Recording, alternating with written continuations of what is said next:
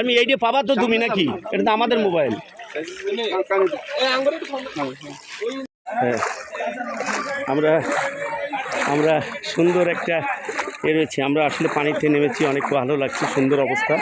আসলে আমাদের লাইভের ইচ্ছা রয়েছে, আমরা সে লাইভে রয়েছি। আপনারা যারা সাথে রয়েছেন তারা কিন্তু সুন্দরভাবে আমাদের ভলেন্টিয়াররা ক্লান্ত, আমাদের ভলেন্টিয়াররা ক্লান্ত ও দেয় না, এরা ক্লান্ত, এদেরকে আসলে দেওয়া উচিত, ভালোভাবে দেওয়া উচিত। কিন্তু আমরা চাই না যে কোনো রকমভাবে না পাই দিয়ে দিই। এটা না সবই একটা সিস্টেম করে দিচ্ছি। আপনার সোহেল আমরা দেখলাম লক্ষ্মীপুর রামগঞ্জ এলাকায় যে আমরা উত্তর কলচামা এখানে কিন্তু আমরা এসেছি। এখানে আসে কিন্তু আমরা দেখতে পারলাম কিন্তু অনেক এই এলাকার কেউ এইভাবে ত্রাণ পায় নাই। তাদের মাঝে আমরা নিজেরা ঢাকা প্রেস ক্লাবের সভাপতি এবং সাধারণ সম্পাদকের সঙ্গে নিয়ে আমরা প্রত্যেকটা বাড়ি ঘুরে আমরা ত্রাণ দিতেছি এবং দেখতেছি যারা পায় না ফ্যামিলিগুলো দেখে দিতেছি। আমার দেখেন এই পরিস্থিতি কিন্তু কাঁদতেছে অবস্থা দেখে, আমারও খারাপ লাগছে। বন্যা এলাকার মানুষ খুব কষ্ট, এখানে অনেকেই পায় নাই, তারা বলতেছে আমাদের কাছে কেউ আসে নাই। আমরা সেই মানে পানির সাঁতরে তাদের কাছে এসেছি আমরা। ঠিক আছে, ধন্যবাদ। রিজভি, কেমন দেখছেন আপনি?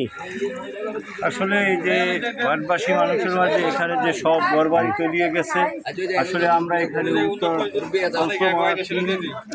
বলা লাগবে না, উত্তর কসমা কলসমা তিন হাজিবাড়ি এখানে আমাদের ত্রাণ দিচ্ছে। মানে খুবই হাহাকার অবস্থা গ্রামবাসী মানুষের কাছে। বনবাসী মানুষ আমাদের যে ত্রাণগুলো, সেই ত্রাণগুলো সঠিকভাবে বন্টন করার জন্য আমরা আমাদের ঢাকা প্রেস ক্লাবের সভাপতি উনি রয়েছে।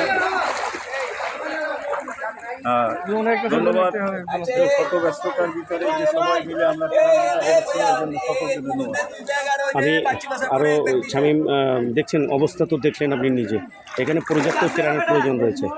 আসলে এখানে মনে হয় ত্রাণের ছোঁয়া ওইভাবে পড়ে নাই। আমরা যতটুকু এসে দেখতে পারলাম মানুষের যে হাহাকার আছে, আসলে ওইভাবে মানুষ অনেকে আসছে ত্রাণ দেওয়ার জন্য, তারা সামনে থেকে দিয়ে গেছে। কিন্তু এটা আসলে অনেক ভিতরে একটা এলাকা আর কি, এখানে অনেকে ত্রাণ দিতে আসে নাই। আমরা এসে আসলে সচক্ষে দেখলাম যে এখানে দেখেন আপনার এই ঘরটা একবারে প্রায় 300 পানির মতো তুলে গেছে। এই পাশে বিল্ডিং, এর পাশে যা আছে সব তুলে গেছে। এখানে যারা আসছে, এখানে ভিতরে অনেক বাড়ি ঘর আছে যারা আসলে ত্রাণ সহায়তা পায় নাকি, আমরা তাদের হাতে পয়সা দেওয়ার জন্য আমরা চেষ্টা করতেছি। কিন্তু এখানে আরও পর্যাপ্ত পরিমাণ ত্রাণের দরকার। আমরা আশা করব পরবর্তীতে যদি কেউ এখানে ত্রাণ দেওয়ার জন্য আসেন তাহলে এখানে আসবেন রামগঞ্জ। ধন্যবাদ স্বামী, আপনি সুন্দর বলেছেন। আমি আপনাকে অনুরোধ করব আপনাকে দেখানোর জন্য যেহেতু আমাদের যে অবস্থা দেখছেন আপনি, যে এখানে ত্রাণ কার্যক্রম যে পেয়েছেন। আমি একটু কথা বলবো একজন বানবাসী মানুষের সাথে। আপনার কি আগে কখনো এখানে ত্রাণ পেয়েছেন? না, ত্রাণ পাননি? পানি লেকেও যাইতে পারে না, ত্রাণ দেয় না। আপনি এই প্রথম পাইছেন? এলাকার প্রথম প্লাবিত হয়েছে মনে হয়। সব ঘরে পানি, পুরো পানি। ধন্যবাদ জানাচ্ছি। আর দর্শক, আপনারা দেখছিলেন যে আমরা প্লাবিত এলাকা, যেখানে বানবাসী মানুষ এলাকায় সব প্লাবিত এরকম অবস্থা, পুরো এলাকায় এরকম অবস্থা। আপনার কি আগে কখনো এই যে সহযোগিতা পেয়েছেন কিনা? পান, এই প্রথম পাইছেন? আচ্ছা, ঠিক আছে, আমরা চেষ্টা করছি আপনাদের সহযোগিতা দেওয়ার জন্য। আসলে এটা কত গ্রাম? এখানে কত গ্রাম?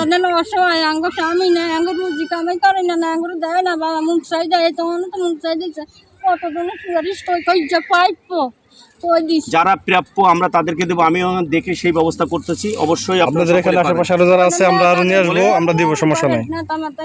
না, এটাই নেতার কাজ দাও তো। এটা আমরা প্রেস ক্লাবের থেকে দিয়েছি, ঢাকা প্রেস ক্লাব সাংবাদিকদের তরফ থেকে। এখানে কোনো নেতাদের এটা নাই।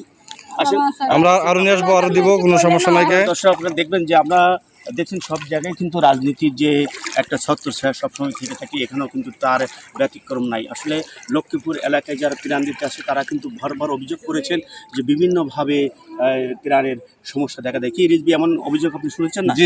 সেই হিসাবে আপনি স্বামীন, আপনি তো এমন অভিযোগ শুনেছিলেন যে এলাকায় মানুষের কিন্তু এরকম হয়ে থাকে। এটা আপনি শুনছেন না যে ত্রাণ ছিনতাই করে নেয় বা ত্রাণের রাজনৈতিকভাবে ত্রাণ বিতরণ করা হয়? এখানে এরকম অনেক ঘটনা ঘটছে যে অনেকে আছে এখানে যে বলে যে আমাদের কাছে দেন, আমাদের যে সংগঠন আছে ত্রাণ দিয়ে যান, আমরা পয়সা দিব। আসলে তারা এখানে আইনে সেটা ওইভাবে পয়সা নাই, যার কারণে এখানকার মানুষ ত্রাণ বানাই খায়। হয়তো বা এই প্রথম ঢাকা প্রেস ক্লাবের মাধ্যমে আমরা আসছি তাদের সহযোগিতা করার জন্য, তারা অত্যন্ত খুশি। কিন্তু আসলে এখানে পর্যাপ্ত পরিমাণে ত্রাণের প্রয়োজন।